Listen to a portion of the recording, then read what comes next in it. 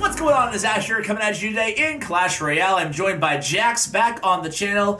Jax, what's up, dude? How you doing? I'm doing good, Ash. How about you? I'm doing fantastic, man. Happy to have you back on the channel. You're inside a match. We're not messing around today, dude. Going against Krusty from SK Free to Play. Dude, what do you have planned for us? What do you have selected in terms of a deck today? So I have probably the most free-to-play bridge spam deck that's viable right now. I was watching No Tilt yesterday. I saw Wallace playing this. I picked it up myself, had a great push, and a ton of fun with it. And yeah, you probably can guess, I like bridge spam decks now, my favorite decks. So this is a really fun deck that you guys can play pretty easily, a lot of commons and rares instead of the 6 legendaries that we had last time.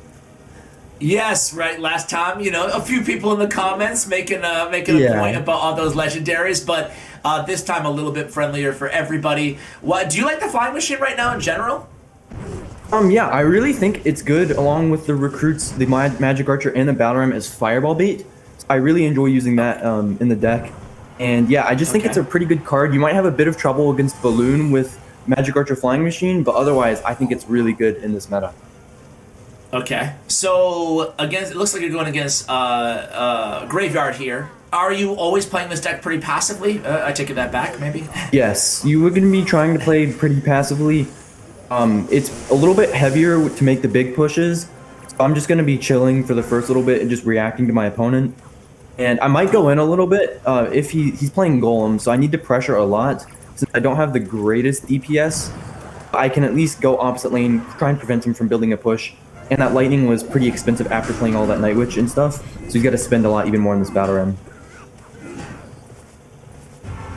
All right. Just gonna go with the flying machine, and then I'm gonna pull everything up with the heal spirit and the Dark Prince. I let the Dark Prince kill the heal spirit so that it would reset its charge and not keep going, which would probably have led to a connection. Yeah, good call, good call. So are you trying to are you waiting for him to play Golem here? No, I'm gonna try and just preempt his Golem. Okay, he's actually gonna play the Golem. So that's pretty bad for me because I don't have great punishing right now. But what I can do is I can tank the Barb.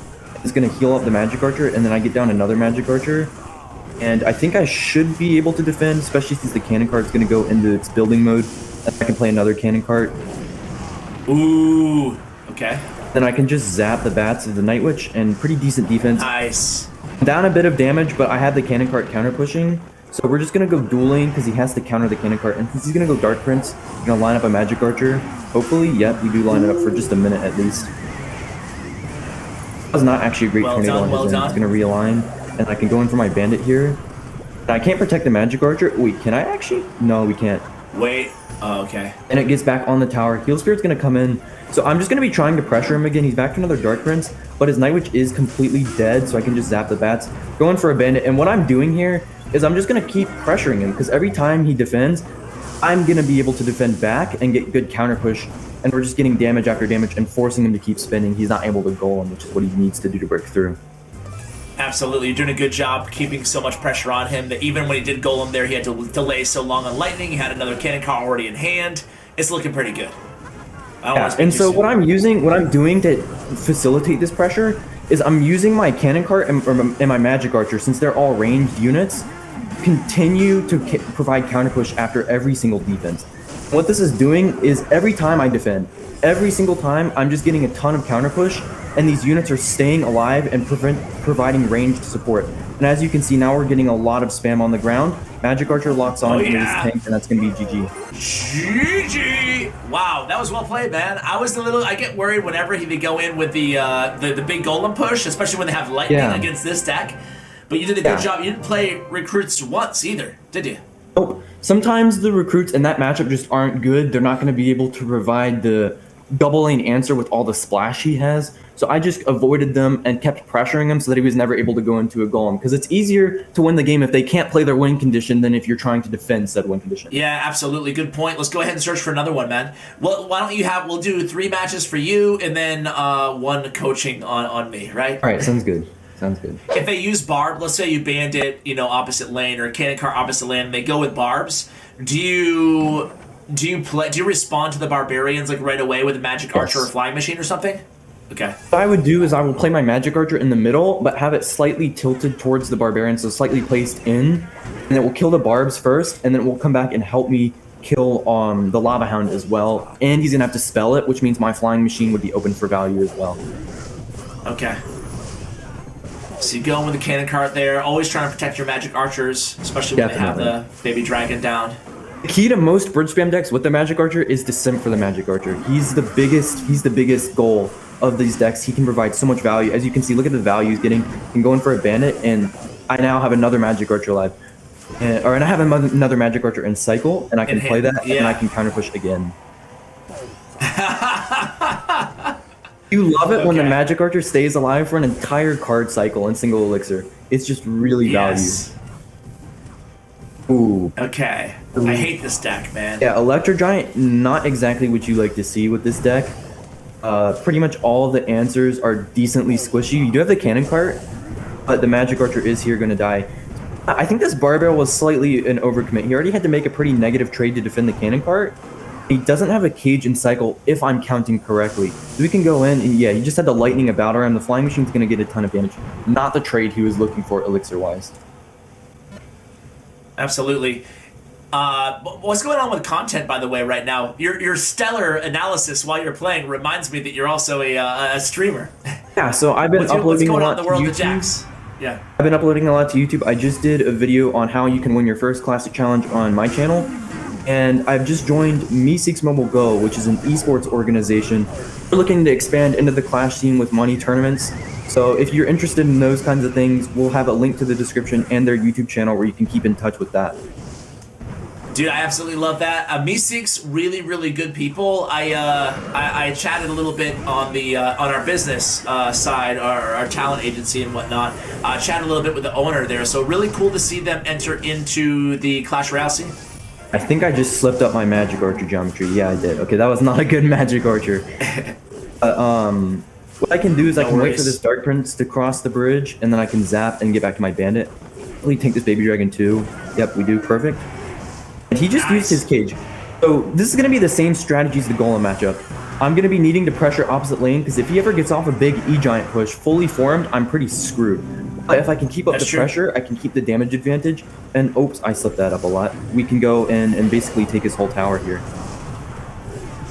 The good news about him using the E-Giant on defense is that it's actually going to take a ton of damage on his side, which means this big push that's coming at me is not too worrying for me. I can go in with a cannon cart, and I can go in for a heal spirit as well. And even though it dies, it kites the E-Giant for a little bit, and I think this is going to be a lot of damage though.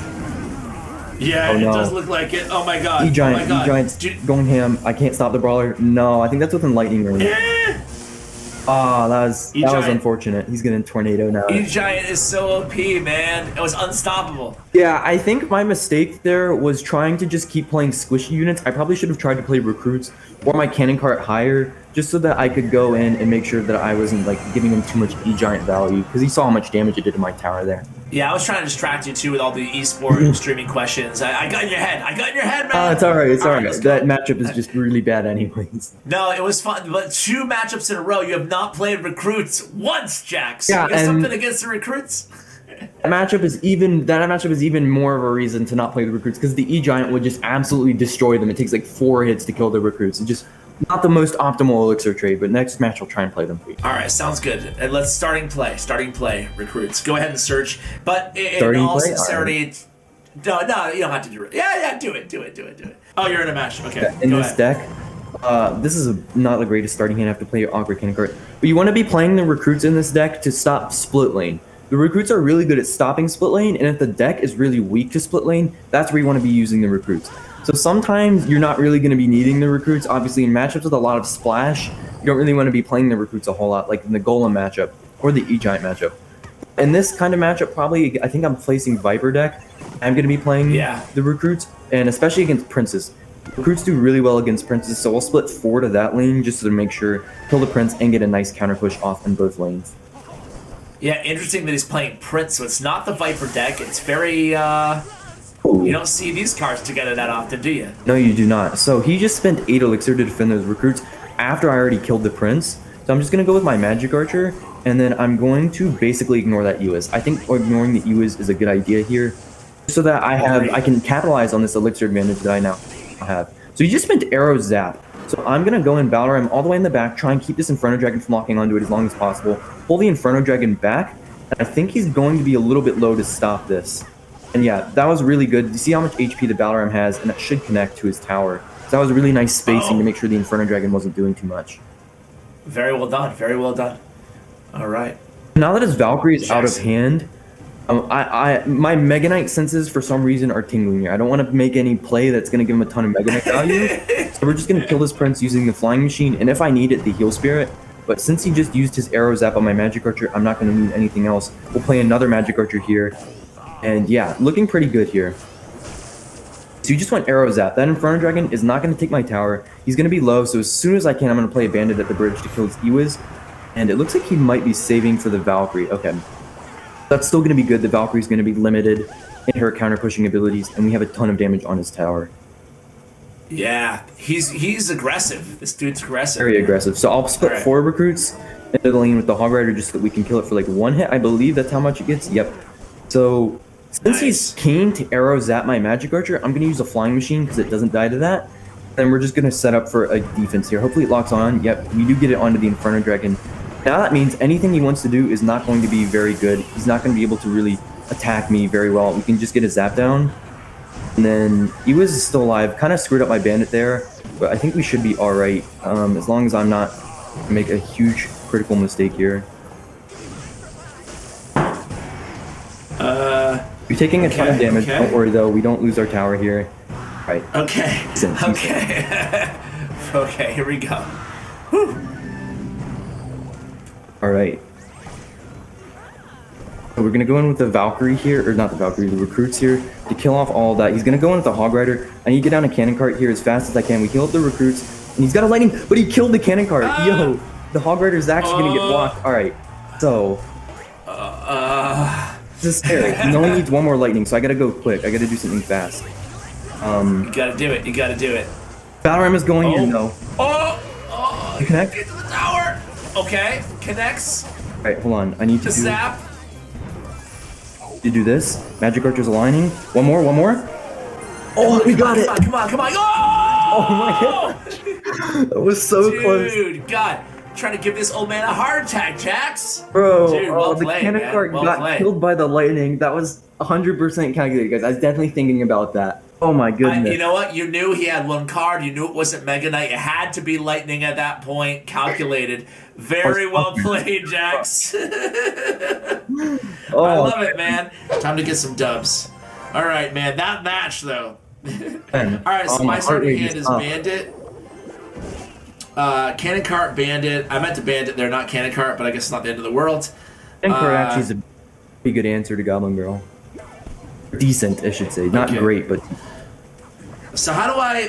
What is my move gonna be here against looks like Log Gate. So what you want to do in this matchup is the Princess is far and away the only reason you don't have a perfect matchup here.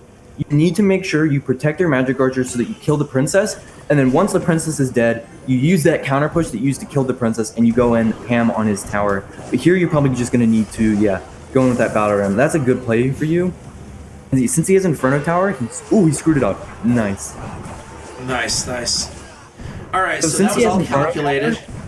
Since he has Inferno Tower, not Bomb Tower, the recruits are going to be murder in this matchup. As soon as you get his Princess out of cycle or his Goblin Barrel, you want to be using your recruits to go on double lane since the Inferno Tower does nothing, and then you play your Cannon Carts and your Battle Rams in the opposite lane and try and attack with the Heal Spirit and the Zap. Okay, so what should I do here? I would play a Magic Archer, and then if you get back to your Zap, you can go ahead and Zap that. If you don't have Zap, play something to stop the skeletons. Oh no. Okay, Zap was another card away, so yeah, that was unfortunate, but now Princess is out of hand. I get a little bit of damage on the right-hand tower. Should I give him this, what you should do is, I think you should let the Princess lock on, and you can go Cannon Cart Battle Ram if you have the Cannon Cart right now, and it should be able to break through. He doesn't have his gang in cycle, and you can follow up with a Bandit really late. His Cannon Cart will help out. Yeah. Definitely go in and spam a Bandit as soon as you possibly have it. Oh, nice. The Heal Spirit jump. Okay. Connect for him. Do I need the Bandit? Definitely Bandit here. Actually, you don't even need it. The Bards are going to take the tower, so that was a good push for you. Okay. Now you're looking pretty good. This. A tower trade against bait is really good because you're gonna have access to their pocket with the cannon cart, and they only have one tower they can protect instead of two. And it's kind of hard to explain, but you'll see why. It's really gonna be easier for you to defend and counterattack, especially since your king is up.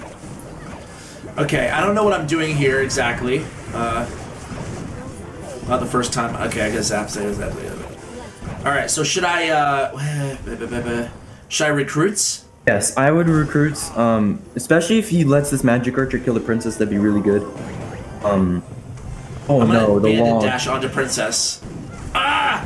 No, he got it, no! Okay, you're gonna need to reset with a magic archer. This is gonna be a really difficult defense here. Maybe you can go behind your tower. Yeah, really good magic archer placement. Nice, good zap, and you're still in this. He has no spell, no law spell other than the law. So yeah, great bandit. Gonna dash chain, and yeah, he had to play an awkward knight. So now what you can do is you're gonna want to let this magic archer go, but you're gonna want to recruits up above your tower so that they stop this dark goblin and kill the barrel. You need to zap his skeleton barrel or magic archer. I don't think it'll take your tower. Okay, really close. He only needs one more log, so you have to go all in here. Yeah. You're gonna want to play a battle ram with this magic archer. Oh no, the goblin barrel. No. I suck, man. Man, that was tough. Yeah, I felt like I did a lot of bad stuff there. I think the dark goblin made that much harder because now you had 2 units that you had to worry about killing before you could really do anything. All right, here, I'll go lose again and get that out of my mind. Get the first loss out of my mind. Yeah, I don't know. Generally speaking, like, what was I doing? Like, talk to me in like macro level here. So your recruits to protect the magic archer weren't incredibly good, I will say. Princess was already onto the magic archer and it only needed a log to die. But your pushes in single elixir were pretty good. You just have to make sure you're keeping at least the magic archer or the zap for the skeleton barrel, and then using troops to defend the goblin barrel and counter push. This is super toxic. All right, well. Great kill spirit though. Okay. So, yeah, this is. You're right. This is pretty crazy. Good to go for this defense though, and then now you can counter push because this flying machine is not going to die to the E drag, and you could go in really aggressively here. I would say. Go with a cannon cart as soon as you have it. Oh, actually, that works too. If you have zap, I would retarget the tower onto the flying machine, onto the barbs. Perfect. And now the flying machine takes, and a little late there. Now you can kind of like pull back the Night Witch if you need to. He's gonna go with an E drag. Oh my god. So he's gonna get my tower. I would just say try and defend the 3 count and then go in for it again. Because after you defend the blobs, he might 3 actually, I don't think he will because you just killed his whole Night Witch. So you're gonna lose this magic archer, but you're gonna have a ton of elixir to counter push with because you're gonna get the blobs here, and you already have the cannon cart, so you're looking really good for a counter push. So do I spam here? I would let that cannon cart go and then spam. Yep. Should be pretty good. And then if you have a flying machine, play it in between your print. Yeah, perfect. And now it'll come back and it'll kill his Night Witch. That's the kind of spam you want to be looking for. It's going to get you a ton of value on the counter push because this push is going to be so segmented. That's what's so beautiful about bridge spam decks is you can segment any matchup's counter push to the point where it's not even a big deal. I mean, this is a big deal, but you're going to get a ton of elixir out of them. Yeah, I think I can take his tower here on the counter push, even though he'll take mine here. I'm just going to recruit, I guess, because he has... Should I go for the 3 crown? I would play something to kill this E-Dragon and then take his second tower. Actually, your cannon card's on. I would go for the 3 crown now. Okay. Yeah, because especially what that pressure on the 3 crown did is he's now going to have to E-Golem tank, plus you still take the second tower. It's absolutely perfect for you because he's going to be down so much elixir, it's just not going to be any good for him to do anything. I would go Magic Archer towards the blobs, kill those. So... And yeah, you should be alright here, I believe. Oh, okay. Oops. To go in again. Okay, setting up Very bad push by him, because the healer just went in front. This over here, this over here. Still has to arrows your tower to take it. He's not gonna... Oh, is that E-Dragon gonna take it? No, the E-Dragon took it. Look at all the troops you have, plus you're about to get more elixir. This is absolute... He cannot defend this. There's no way. It's... It's GG's. Well, the only thing he can do here is potentially try to hit me with an eagle. There's no way he can spam. have an elixir. But yeah, But he's not gonna. I would just commit any more elixir you have towards defending, and he gave up. GG's. That's it. Yeah. All right, cool. That felt a little bit better than the last one, Jax. We'll leave on a positive note on this video. Any final thoughts on the deck, man? Thank you so much for coaching me, and you always do such a tremendous job.